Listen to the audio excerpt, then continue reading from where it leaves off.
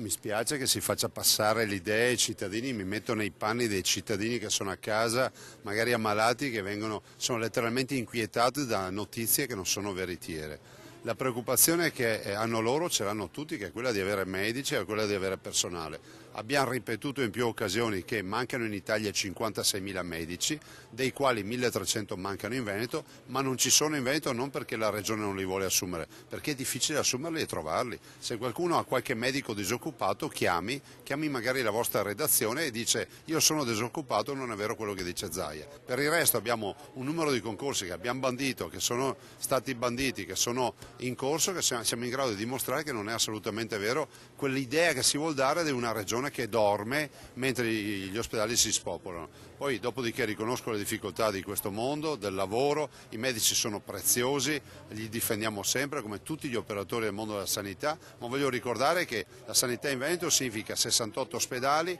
80 milioni di prestazioni sanitarie erogate ogni anno, oltre 50.000 dipendenti, quasi 60.000 se ci mettiamo anche gli indiretti e 2 milioni di accessi al pronto soccorso.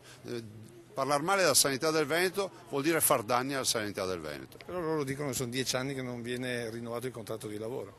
Ma guardi, se è una mancanza della Regione lo dicano pubblicamente, se è una mancanza della Regione lo dicano pubblicamente. A me non risulta che in Veneto non si applicano le leggi nazionali, se poi è un problema di rinnovo del contratto di lavoro a livello nazionale è un altro discorso. Come non mi risulta che in Veneto si paghino di meno i medici per delle scelte fatte in Veneto. In questi anni, dal 2010 in poi, non abbiamo fatto altro che implementare il numero di infermieri di OSS nelle nostre ULSS, nelle nostre 3 ULSS. Partivamo da una situazione di criticità, oggi noi abbiamo l'autorizzazione della Regione e riusciamo a dare il turnover e addirittura a mettere infermieri in extra turnover. Quindi non è vero che manca personale. Dal punto di vista dei medici, lo sappiamo tutti, è un problema nazionale, anche da noi mancano 100 medici, lo sappiamo, ma non dipende certamente né da noi né dalla Regione Veneto.